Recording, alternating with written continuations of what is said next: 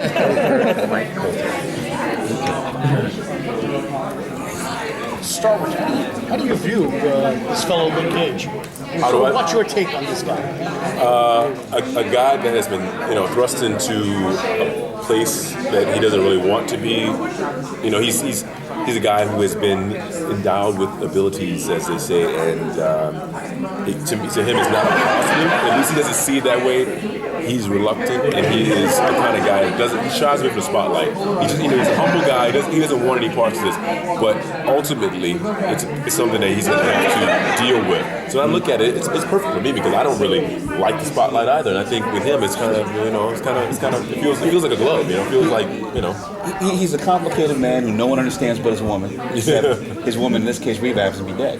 Yeah. So it's like he basically deals with that. He deals with the fact that that's good. She's the only one he can talk to. That he has very few people he can talk to, and so he wants to kind of lay in the cut. He never wanted his powers. He didn't ask for them. Now that he has them, he doesn't necessarily want the spotlight and the heat that comes from being different. But then when things out of his control, actually it's interesting, that could have been in his control had he prevented certain things from happening. Once there's consequences for not doing what he should have done in the first place, he feels this responsibility to come out of the shadows and to be a hero. So part of really what the first season is about how does one accept the mantle of being a hero. And so there's that pivotal line in the first episode where he says, "I'm not for hire, man, but I've got you." I mean, yes, we are playing with the fact that everybody knows that Power Man is hero for hire. Right. But first, for season one, let's look at what does it mean to be a hero. What are the sacrifices that come from that, and how does one get to the point where you finally accept who you are? Is it a challenge to writing the plot to coincide what people know from the comic books, if you're going to change anything different?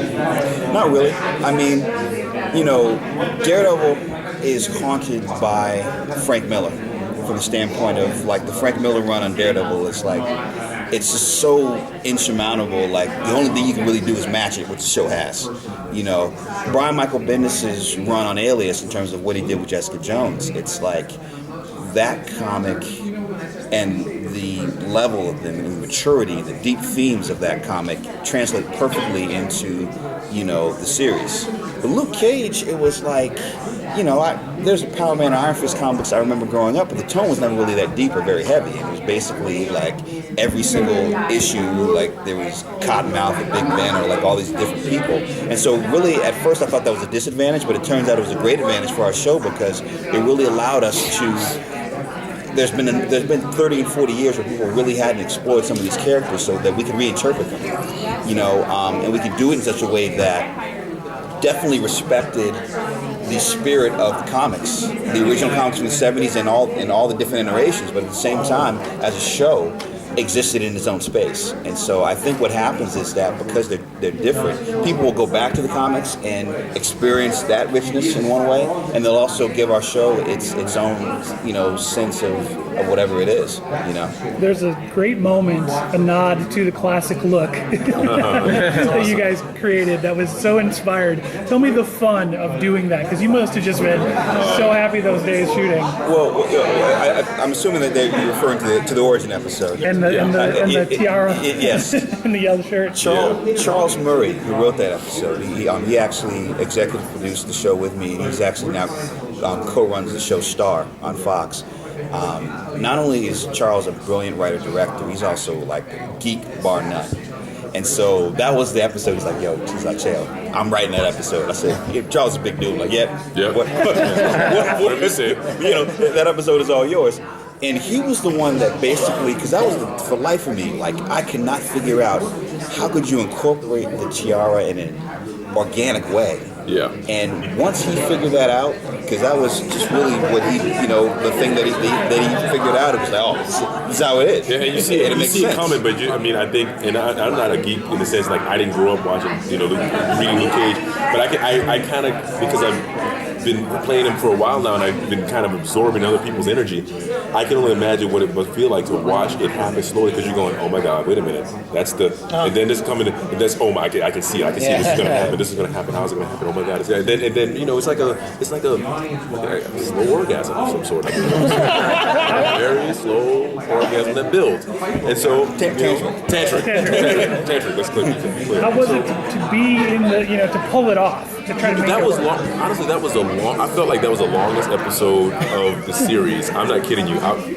With all of the costume and the makeup and the setups and the flashback sequence, and it's just everything that could go. I guess I don't say wrong. It just took a long time to film that, and I felt like once we got past that episode, it was like, man, I think I can finish the series now, because it just felt like the episode felt like a series by itself almost. I was like, another day. I think it was like a 12-day, 13-day show or something. Yeah. You know, and we did the reveal. That was like at 1 in the morning somewhere in Queens, somewhere in somebody's backyard. You finally doing the scene. It's like you're cold, you're barefoot, you're outside. You're going, wait a minute. It's like, this is like, are we finally going to do this? Are we going to do it? You know, it was a great experience. It was one of my favorite episodes to do. The show really leans into race in a fascinating way that really hasn't been done in the Marvel Universe, and you really can only do with a story like Luke Cage. And one scene that's really fascinating in the first episode is the N-word scene. Yeah. And was there any difficulty in getting that past Marvel? Or did they put up a fight at all about having the Marvel Cinematic Universe all of a sudden use that language? Well, they had some trepidation. I'm not going to front. Yeah. I mean, but my whole thing was that in using this word, I didn't want it to be comfortable. I wanted it every single time that it's heard for people to think about it. But I also really wanted the show to kind of live on its own terms from the standpoint of, this is what it's like when you eavesdrop on black people talking to each other.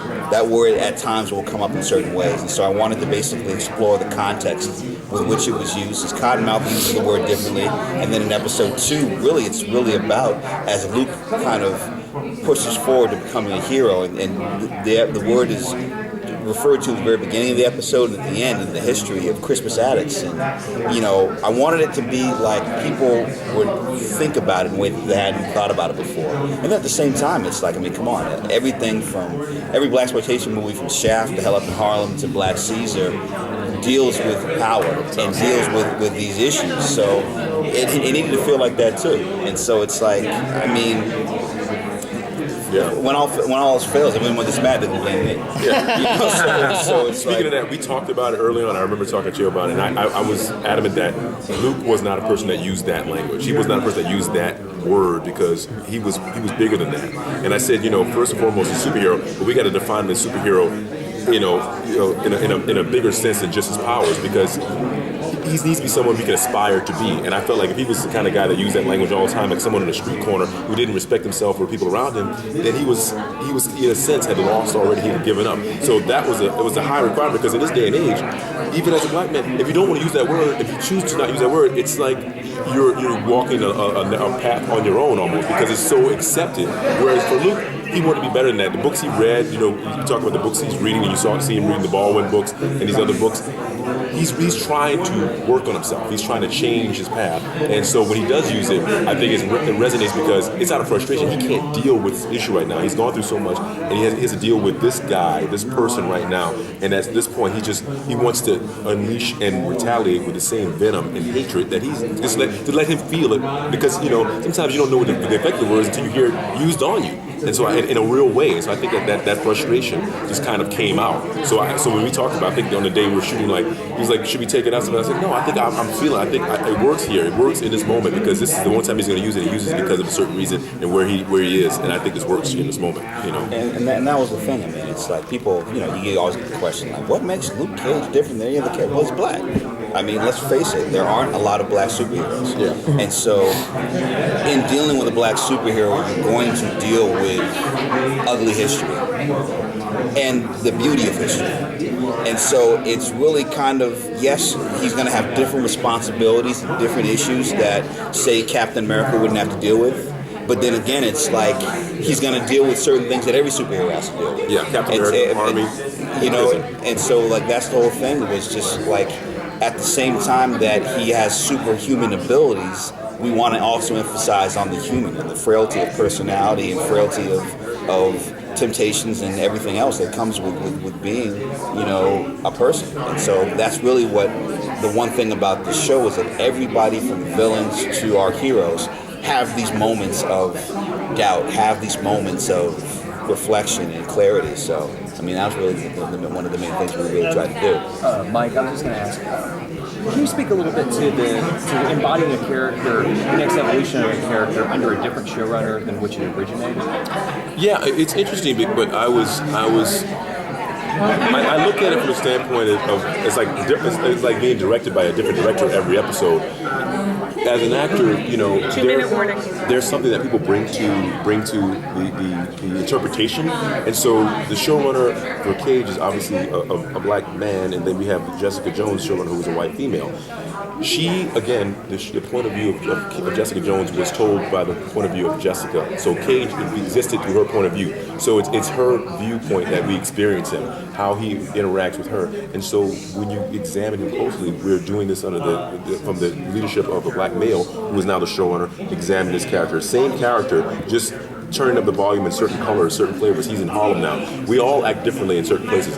We don't want to admit it, but when we go home, we're different than when we grew up, than we are when we are with our family, than we are with the guys we grew up into college with, fraternity brothers. You know, we just exist differently. Small, subtle things, but we do this because we are different people, and we all are the same, but it's just different colors coming out. That's just all there is. Well, and then also the standpoint of me, well, first off, I thank Melissa every single day, every time I run into her, for casting Mike.